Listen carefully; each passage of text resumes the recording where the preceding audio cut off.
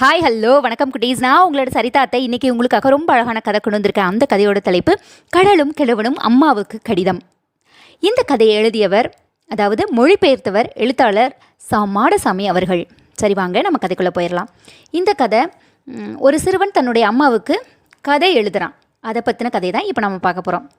என்னோட அன்பான அம்மாவே, காலம் எவ்வளவு மாறிடுச்சு பாருங்கள். உங்ககிட்ட நான் கதை கேட்ட காலம் போய் இப்போ உங்களுக்கே கதை சொல்கிற மாதிரி ஆகிட்டேன். ஒரு கதை சொல்லட்டுமாம்மா? நான் சொல்ல போகிறது ரொம்ப உலக புகழ்பெற்ற கதை, நோபல் பரிசு பெற்ற கதை. நோபல் பரிசு அப்படின்னா ஒரு மிகப்பெரிய பரிசு அம்மா. அது ஒரு தாத்தாவை பற்றின கதை. மீன் பிடிக்கிற தாத்தா, அமெரிக்க நாட்டில் வாழ்கிற அந்த தாத்தா. என்னங்கம்மா சிரிப்பு வருதா?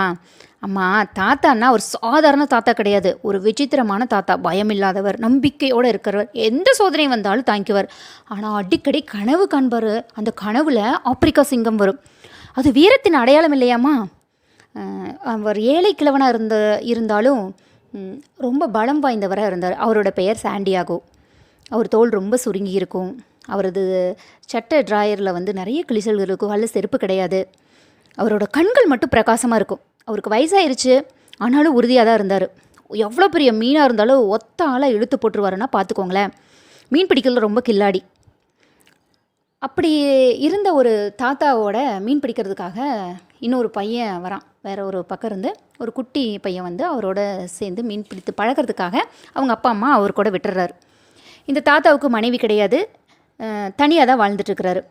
வயசான காலத்தில் ஒண்டியாக வேறு இருக்கிறாரு. ஆமாம், வயசான காலத்தில் தனிமை அப்படிங்கிறது எவ்வளோ பெரிய கொடுமை இல்லைங்களா? இந்த கிழவருக்கு, அதாவது இந்த தாத்தாவுக்கு அன்பு செலுத்துறதுக்கு யாரும் கிடையாது. அந்த பையன் வந்ததையும் ரொம்ப சந்தோஷப்படுறாரு. 2 பேரும் சேர்ந்து மீன் பிடிக்க போகிறாங்க. நிறைய நாள் மீன் பிடிக்க போய் மீனே கிடைக்கல அவங்களுக்கு. அவருக்கு அதிர்ஷ்டம் இல்லை அப்படின்னு சொல்லி இந்த பையனோட அப்பா அம்மா யோசனை பண்ணிவிட்டு அந்த பையனை அந்த தாத்தாட்ட போக வேண்டாம்னு சொல்லி வேற ஒரு பக்கம் மீன் பிடிக்க பழக்கிறதுக்காக சேர்த்து விட்டார். அங்கே போனதையும் அந்த பையனுக்கு மீன் கிடைக்குது.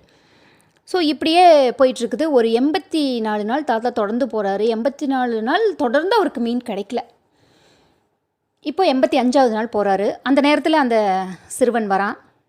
நான் உங்களோட வரட்டுமா இன்றைக்கி அப்படின்னு கேட்குறான். அந்த தாத்தா, வேண்டாம், நானே போய் பிடிச்சிட்டு வரேன், எனக்கு நம்பிக்கை இருக்குது அப்படின்னு சொல்கிறாரு. அப்போது ஒரு வாட்டர் பாட்டில் மட்டும் எடுத்துக்கிட்டு கிளம்பி போகிறாரு. எதுவுமே எடுத்துக்கல, தண்ணி மட்டும் எடுத்துகிட்டு கிளம்பி போகிறார். போகும்பொழுது அந்த சிறுவன் வழி அனுப்பி வைக்கிறான். போயிட்டார், ரொம்ப தூரம் போயிட்டார். மத்தியானம் ஆகுது, சாயந்தரம் ஆகுது, மீனே கிடைக்கல. தனியாளாக படகு செலுத்திட்டு போயிட்டே இருக்கார். தூண்டில் கயிறுகள் ரொம்ப நீளமாக இருக்குது.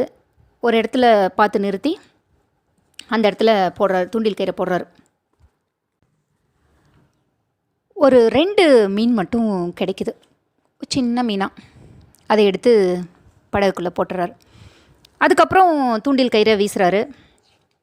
காத்துக்கிட்டே இருக்கார் ஏதாவது கிடைக்குமான்னு சொல்லிட்டு. அப்போ தூண்டில் கயிறு இழுக்கிற மாதிரி இருக்குது. அவரை அப்படியே இழுத்து பார்க்குறாரு. கணம்னா கணம், அவ்வளோ பெரிய கணம். அவரால் இழுக்கவே முடியல. அருந்து போகிற அளவுக்கு அந்த தூண்டில் கயிறு அருந்து போகிற அளவுக்கான ஒரு கணமாக இருந்துச்சு. அவருக்கு ரொம்ப சந்தோஷம். 85வது நாளில் அதிர்ஷ்டம் அடிச்சிருச்சு. நடு பகலில் அந்த மீன் சிக்கியிருக்கு. சாயந்தரம் ஆயிடுச்சு, ஆனால் அந்த மீனை அவரால் பார்க்கவே முடியல. அந்த மீனை பார்த்துட்டா கூட ஒரு சந்தோஷமாக இருக்குமே அப்படின்னு சொல்லி இழுக்கிறாரு, இழுக்கவே முடியல. அன்றைக்கி முழுதும் அவர் சாப்பிடவே இல்லை. இந்த நேரத்தில் அந்த பையன் வரேன்னு சொன்னானே, அந்த குட்டி பையனை கூட்டிகிட்டு வந்திருந்தா நல்லா இருந்திருக்குமே, நம்மளுக்கு ஒரு உதவியாக இருந்திருக்குமே அப்படின்னு நினைக்கிறாரு. நைட்டில் 2 தடவை அந்த மீன் அப்படியே இழுக்குது. அவர் அப்படியே இழுத்து பார்க்குறாரு, இழுக்க முடியல. கையெல்லாம் ரத்தம் வந்துடுது, தோலெல்லாம் ரத்தம் வந்துடுது. அப்படியே படகுல படுத்துடுறாரு. படுத்து கையில் பிடிச்சிக்கிட்டே படுத்துடுறாரு. சாக வரைக்கும் உன்னை விடமாட்டேன், உன்னை எப்படியாவது இன்றைக்கி என் வீட்டுக்கு கொண்டு போயிடுவேன் அப்படின்னு சொல்கிறாரு. நைட்டு முழுக்க தூங்கலை. மறுநாள் சூரிய உதிச்சிருது. சூரிய வெளிச்சத்தில் கொஞ்சம் உடம்பு எதமாக இருக்குது. தன்னந்தனியாக, அம்மா நினச்சி பாருங்கள், தன்னந்தனியாக அந்த வயசானவர் தாத்தா கடலோட அந்த மீனோட போராடுறாரு. சாப்பிடல, தூங்கலை. மீனுக்கு களைப்பு வரல, தண்ணீருக்கு மேலேயும் வரல. அடியில் அப்படியே லைட்டாக இழுத்துக்கிட்டே இருக்குது. அப்போது அவருக்கு கொஞ்சம் பசியாக இருக்குது, ஏதாவது சாப்பிட்டா தேவலாம் போல் இருக்குது. அப்பவும் கூட அந்த பையனோட நினப்பு அவருக்கு வந்துட்டே போகுது மனசுக்குள்ளே. தூண்டில் கயிறை நல்லா கெட்டியாக பிடிச்சிக்கிறாரு. கை மரத்தே போச்சு. ஏதாவது சாப்பிட்டா நல்லாயிருக்கும்னு சொல்லி முன்னாடி நாள் பிடிச்சார் இல்லையா குட்டி மீன், 2 மீன், அதில் ஒரு மீனை பச்சையாகவே எடுத்து சாப்பிட்றாரு. அப்பா, எலுமிச்சம்பழம் உப்பு இருந்தால் கூட பரவாயில்ல, நல்லாயிருக்கும் அப்படின்னு நினைக்கிறாருமா. அப்போ அந்த தாத்தா எதிர்பாராத நேரத்தில் மீன் மேலே அப்படியே பறந்து வருது. அப்படியே அவ்வளோ பெரிய மீனுமா, அடேப்பா இவ்வளோ பெருசா அப்படின்னு சொல்லி அந்த மீன் மேலே வந்த வேகத்தில் தண்ணி எல்லாம் அந்த படகுல தெளித்து விழுது. அந்த மீனை பார்த்தோடனே அவருக்கு எப்படியும் கிட்டத்தட்ட ஒரு 3000 கிலோ இருக்கும் போல இருக்கே, இந்த மீனை மட்டும் நம்ம கொண்டு போயிட்டோம் அவ்வளோதான் அப்படின்னு சொல்லி ரொம்ப சந்தோஷப்படுறாரு. மறுபடியும் அந்த மீன் வந்து தண்ணிக்குள்ளே போயிடுது. இதை எப்படி தனியாளாக பிடிக்கிறது, தனியாளாக கொண்டு போகிறது அப்படின்னு சொல்லி யோசனை பண்ணிகிட்டே இருக்கிறாரு.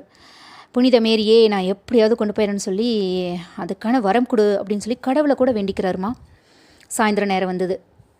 மீன் அதோட போக்கில் போச்சு. அந்த போகிற திசையெல்லாம் இந்த படகும் போகுது. ஏன்னா அவ்வளோ பெரிய மீன் இல்லையா, அந்த மீன் போன திசையிலேயே படகு போயிட்டே இருக்குது. 2வது நாள் ஆயிடுச்சு. மறுபடியும் நைட் ஆயிடுச்சு. தூங்குறாரு. கனவு வருது. கனவுல சிங்கம் வருது. திடீர்னு தூண்டில் இழுக்கிற மாதிரி வருது. மறுபடியும் மேலே வந்து குதிச்சுது. அப்போ கடலே வெடிச்சு போகிற மாதிரி இருக்குது. அவ்வளோ தண்ணி. மறுபடியும் குதிக்குது. தூண்டில் கயிறு அருந்து போயிருமோ அப்படின்னு அந்த தாத்தா ரொம்ப பயப்படுறாரு. அப்போ தைரியத்தை வரவழைச்சிட்டு என்ன பண்ணுறாருன்னா, கெட்டியாக பிடிச்சிக்கிறாரு. இனி மேலே வந்தால் என்ன பண்ணலாம் அப்படின்னு யோசனை பண்ணுறாரு. 3 நாள் ஆயிடுச்சு. மீன் தண்ணிக்குள்ளே சுற்றி சுற்றி வர ஆரம்பிச்சுது. வேர்த்து விறுவிறுத்து அப்படியே ரொம்ப களைப்பாயி உட்காந்துருக்கார். ரொம்ப நேரம் போராடுறாரு. அந்த கொக்கி பட்டதுனால மீனோட வாயில் வந்து காயமாயிருச்சு. வலி தாங்காமல் மீன் துள்ளி துள்ளி குதிக்குது. அதை கட்டுப்படுத்துறதுக்காக தாத்தாவும் போராடுறாருமா. அவ்வளோ வயசான காலத்துலேயும் 3000 கிலோ மீனை அடக்கி கொண்டு போகணும்னு போராடுறாரு. ரத்தம் வழியுது கையில். மீனோட ஆட்டம் நிற்கவே இல்லை. இப்போது நம்ம இந்த மீனை வந்து இழுத்து புரட்டி நம்மளோட படகுல போடணும். அதுக்கு என்ன பண்ணலாம்? மேலே மீன் வந்துச்சுன்னா நம்ம ஈட்டியில் குத்திடலாம் அப்படின்னு சொல்லி இழுத்து இழுத்து பார்க்குறான். மீனை புரட்டவே முடியல. அதுக்கப்புறம் சத்தியெல்லாம் திரட்டி ஒரே இழுக்கிற மீன் வந்து படகுக்கு பக்கத்தில் வருது. அப்போது ஈட்டி எடுத்து மீனோட செதில் கீழே நாச்சு அப்படின்னு குத்திடுறாரு. குத்தின உடனேயும் ஒரு கணம் தண்ணீருக்குள்ளே தொப்புன்னு அந்த மீன் விழுது. மல்லாந்து அப்படியே விழுது. எங்கேயும் ரத்தம். அந்த குத்திட்டி வந்து அந்த மீனோடவே குத்திருச்சு. இவரால் திரும்பவும் அதை எடுக்க முடியல. கதை முடிஞ்சிருச்சா இல்லையா அப்படின்னு சொல்லி யோசனை பண்ணிக்கிட்டே இருக்கிறாரு. சரி, இனி வந்து நம்ம இழுத்துட்டு போயிடலாம் கட்டி அப்படின்னு நினைக்கும் போது இன்னொரு சோதனை வருது. சுறா மீன் வடிவில். இந்த ரத்த மீனை குத்துனார் இல்லையா, அப்போ ரத்தம் நிறைய வந்து அந்த இடத்துல ரத்த கலரி ஆயிடுது. அந்த ரத்த வாசனைக்கு ஒரு சுறா மீன் ஒன்று வந்த வேகத்தில் அப்படியே வாயை வச்சு இழுக்கும்போது ஒரு 100 கிலோ சதையை அந்த மீன்லேருந்து இழுத்துட்டு போயிடுச்சு. அந்த தாத்தாவுக்கு வந்ததே கோபம். தன்னோட பலத்தை எல்லாம் திரட்டி அந்த சுறாவோட மூளை பகுதியில் இன்னொரு ஈட்டியை எடுத்து அப்படியே குத்துறாரு. சுறா துடிச்சு அப்படியே அந்த இடத்த விட்டு போகுது. கண்டிப்பாக அந்த சுறா மீன் இறந்துருக்கும் அப்படின்னு தாத்தா நினைக்கிறாருமா. சுறா கடித்த பகுதியிலேருந்து ரத்தம் வந்துக்கிட்டே இருக்குது. அப்படியே மீனை பார்க்கவே இஷ்டம் இல்லை அவருக்கு. அப்புறம் மீனோட ரத்த வாடை நிற்கவே இல்லை. அங்கே நிறைய சுறா வர ஆரம்பிச்சிருச்சு. அப்போ என்ன பண்ணலாம் அப்படின்னு யோசனை பண்ணிகிட்டு இருக்கிறாரு. அப்புறம் நிறைய சுறா வரும்போது நிறைய இறைச்சியை பிச்சு எடுக்க ஆரம்பிச்சுது.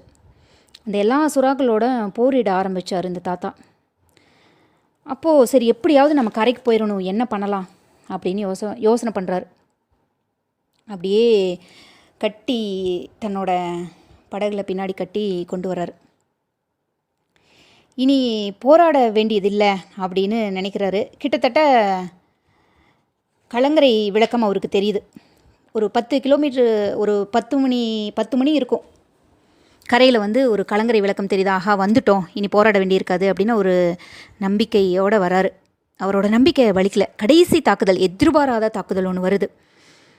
அவர்கிட்ட ஆயுதங்கள் வேறு இல்லை. கண்ணெதிரிலேயே அவர் பிடிச்ச மீனை சுறாக்கள் அப்படியே எல்லாத்தையும் சாப்பிடுது. அவர் சும்மா இருக்கல. படகுல கிடந்த தடி துடுப்பெல்லாம் எடுத்து போடுறாரு. கடைசி சுறாவை தாக்கிய போது மீனோட ஒரு துண்டு இறைச்சியும் கூட இல்லை. அந்த மீனில் எலும்பு மட்டும்தான் இருக்குது. அப்போது மீனோட எலும்பு கூடு தான் இருக்கிறத பார்த்தோன்னே அவர் கோபத்தில் அப்படியே மனசே உடஞ்சி போய் கோபத்தில் அப்படியே எச்சி உமிழ்கிறார். சுறா மீன்களே, என்னை கொன்று விட்டதாக நினைத்து கொள்ளுங்கள், போங்கள் அப்படின்னு அப்படியே கத்துறாரு. ஓய்வே இல்லை அவருக்கு, மனசு ஓயவே இல்லை. இவ்வளோ தூரம், இவ்வளோ போராட்டத்துக்கு அப்புறம் இழந்துட்டோமே அப்படின்னு சொல்கிறாரு. மனசுக்குள்ளேயே சொல்கிறாருமா.